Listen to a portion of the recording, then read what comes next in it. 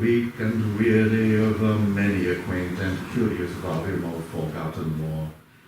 While I nodded, nearly napping, suddenly there came a tapping as of someone gently rapping at my chamber door. "'Tis some visitor," I muttered, tapping at my chamber door. "Only this, and nothing more."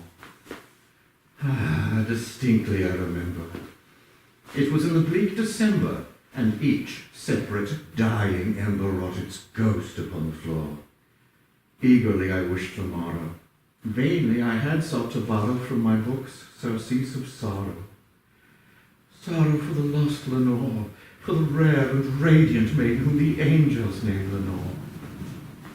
Nameless here forevermore. And the silken, sad, uncertain rustling of each purple curtain thrilled me, filled me with fantastic terrors never felt before, so that now, to still the beating of my heart, I stood, repeating, "'Tis some visitor entreating entrance at my chamber door, some late visitor entreating entrance at my chamber door. This it is, and nothing more." Presently my soul grew stronger. Hesitating then no longer, "Sir," said I, "oh, madam, truly your forgiveness I implore, but the fact is I was napping, and so gently you came rapping, and so faintly you came tapping at my chamber door, that I scarce was sure I heard you. Here I opened wide the door. Darkness there, and nothing more. Deep into that darkness peering, long I stood there, wondering, fearing, doubting, dreaming dreams no mortal ever dared to dream before. But the silence was unbroken, and the stillness gave no token, and the only word there spoken was the whispered word, "Lenore." This I whispered, and an echo murmured back the word, "Lenore." Merely this, and nothing more. Back into the chamber turning, all my soul within me burning. Soon again I heard a tapping somewhat louder than before. "Surely," said I, "surely that is something at my window lattice. Let me see then what thereat is, and this mystery explore. Let my heart be still a moment, and this mystery explore. 'Tis a wind, and nothing more."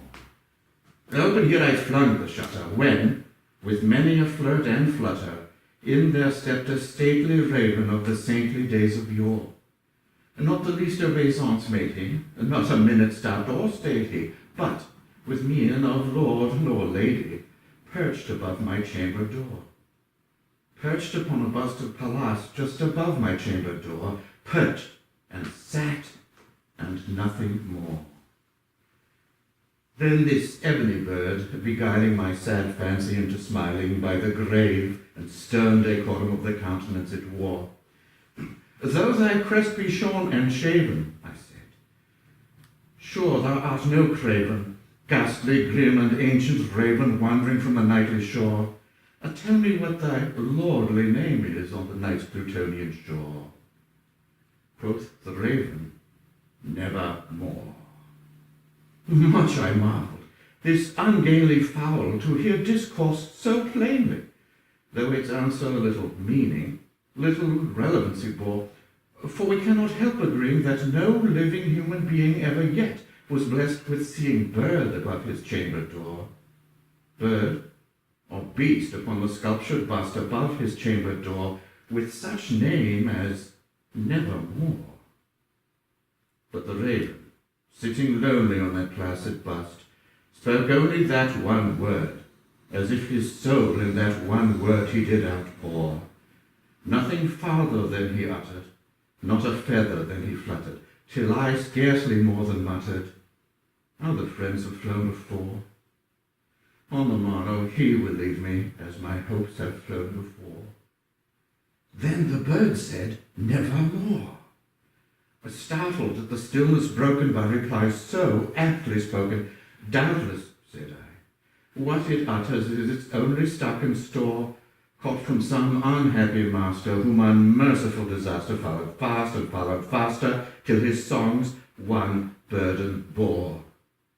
till the dirges of his hope that melancholy burden bore of never, nevermore. But the raven, still beguiling all my sad fancy into smiling, straight I wheeled a cushioned seat in front of bird and bust and door. Then, upon the velvet sinking, I betook myself to laking fancy unto fancy, thinking, what this ominous bird of your, what this grim, ungainly, ghastly, gaunt, and ominous bird of your mantin croaking nevermore.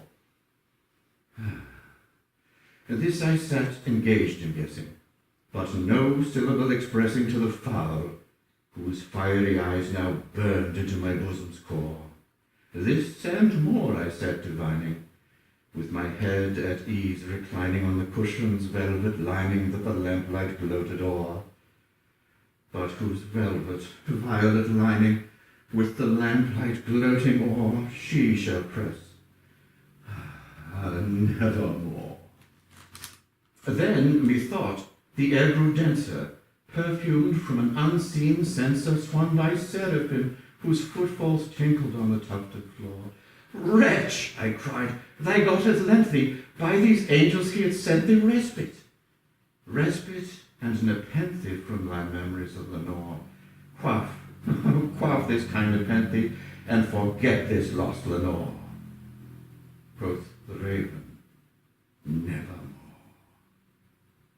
Prophet, said I, thing of evil, and prophet still, if bird or devil, whether tempter sent or whether tempest tossed thee here ashore, desolate, yet all undaunted, on this desert land enchanted, on this home by horror haunted, tell me, truly I implore, is there balm in Gilead? Tell me, I implore. Quoth the raven, nevermore. Prophet, said I, the thing of evil, a prophet still if bird or devil, by that heaven that bends above us, by that God we both adore, tell this soul with sorrow laden if, within the distant Aidenn, it shall clasp a sainted maiden whom the angels name Lenore, clasp a rare and radiant maiden whom the angels name Lenore. Quoth the raven, nevermore. Be that what our sign of parting, bird nor fiend, I shrieked upstarting, get thee back into the tempest and the nice Plutonian shore. Leave no black plume as a token of that lie thy soul hath spoken. Leave my loneliness unbroken.